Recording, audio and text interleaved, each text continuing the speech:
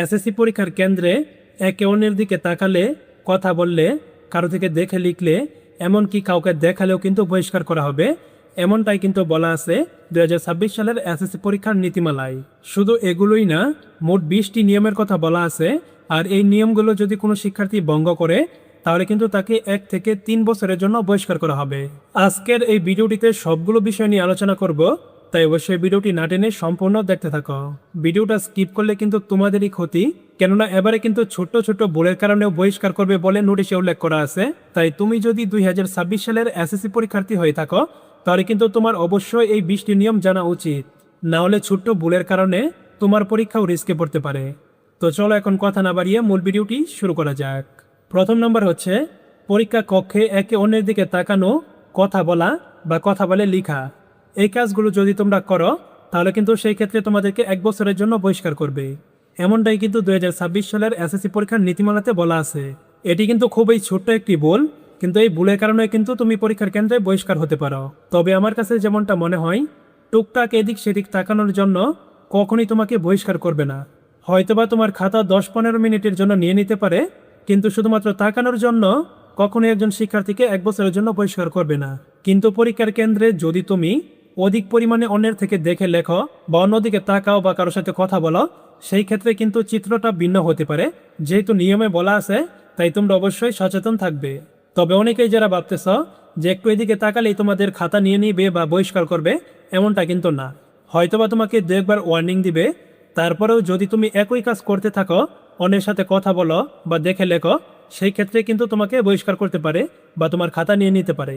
আশা করি তোমরা এই বিষয়টি বুঝতে পারছো। তারপর 2 নং হচ্ছে কেন্দ্র কর্তৃক সরবরাহকৃত প্রশ্নপত্র এবং উত্তরপত্র এবং তোমার মেইন অ্যাডমিট কার্ড এবং রেজিস্ট্রেশন কার্ড ব্যতীত অন্য কোনো কাগজপত্র যদি তোমরা সাথে রাখো এবং সেটি দেখে যদি তোমরা নকল করার চেষ্টা করো, তাহলে কিন্তু তোমাদেরকে 1 বছরের জন্য বহিষ্কার করা হবে। টুকটাক এদিক ওদিক তাকানোর জন্য মাফ করা হলেও নকল করে ধরা খেলে কিন্তু তোমাকে মাফ করা হবে না। তারপর 3 নং বিষয়টি হচ্ছে ডেস্কে, বেঞ্চে, হাতে কাপড়ে বা স্কেলে যদি পরীক্ষার বিষয় সম্পর্কিত কোনো কিছু লেখা থাকে, তাহলে সেই ক্ষেত্রেও কিন্তু তোমাকে 1 বছরের জন্য বহিষ্কার করা হবে। অনেক সময় দেখা যায় অনেকে ছোট ছোট সূত্রগুলো কিন্তু হাতের মধ্যে লিখে আনে বা কাপড়ে লিখে বা স্কেলে লিখে। এই কাজগুলো যদি তোমরা করো এবং সেটি করতে গিয়ে যদি শিক্ষকদের হাতে ধরা পড়ো, সেই ক্ষেত্রেও কিন্তু তোমাকে 1 বছরের জন্য বহিষ্কার করা হতে পারে। তাই অবশ্যই তোমরা এই বিষয়গুলো পরিহার করবে। তারপর 4 নং বিষয়টি হচ্ছে তুমি যদি অন্যের উত্তরপত্র দেখে লিখো কিংবা তুমি যদি অন্য কাউকে দেখাও, সেই ক্ষেত্রেও কিন্তু তোমাকে 1 বছরের জন্য বহিষ্কার করা হবে। তারপর 5 নং বিষয়টি হচ্ছে পরীক্ষার কক্ষে যদি তুমি কোনো প্রকার ইলেকট্রিক ডিভাইস বা মোবাইল ফোন নিয়ে শিক্ষকদের হাতে ধরা পড়ো, তাহলে সেই ক্ষেত্রে কিন্তু তোমাকে 2 বছরের জন্য বহিষ্কার করা হবে।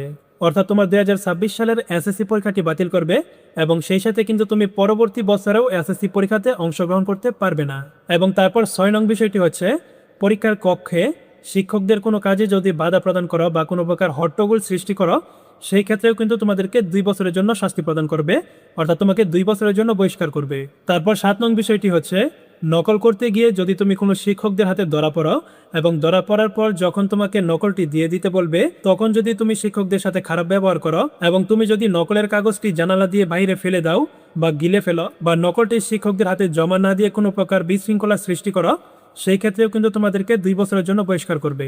এখানে একটি বিষয় মনে রাখবে, যদি তুমি নকল করতে গিয়ে শুধুমাত্র শিক্ষকদের হাতে ধরা পড়ো, তাহলে কিন্তু তোমাকে 1 বছরের জন্য বহিষ্কার করবে। আর যদি তুমি নকল নিয়ে ধরা পড়ার পর এই কাজগুলো করো, তাহলে কিন্তু তোমাকে আর বলতে হবে 2 বছরের জন্য বহিষ্কার করবে। তারপর 8 নং বিষয়টি হচ্ছে একজনের খাতায় যদি অন্যজন লিখে দাও, সেই ক্ষেত্রেও কিন্তু তোমাদেরকে 2 বছরের জন্য বহিষ্কার করবে।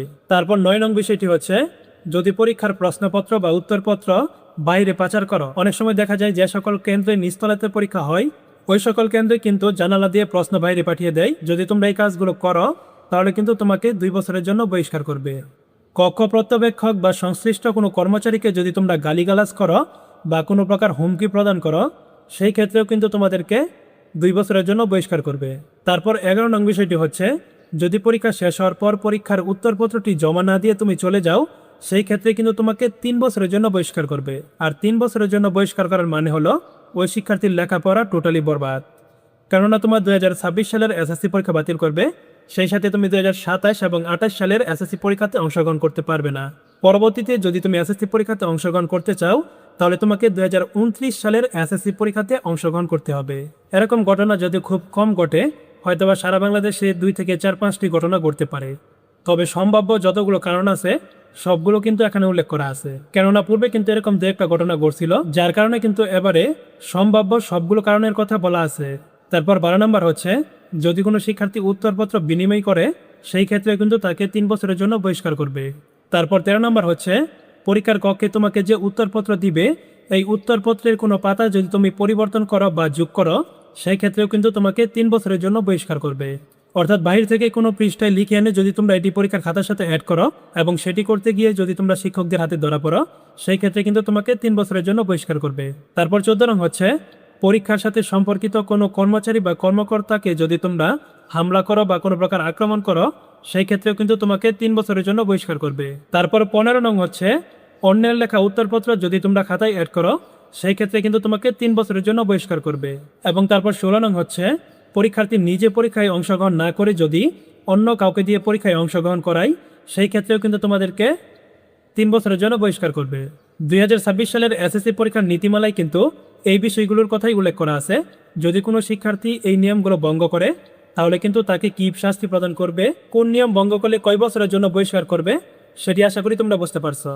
আজকের মতো এখানেই বিদায় নিচ্ছি, আবার দেখা হবে পরবর্তী ভিডিওতে। ততক্ষণ পর্যন্ত সকলেই ভালো থাকবে এবং সুস্থ থাকবে। আল্লাহ হাফেজ।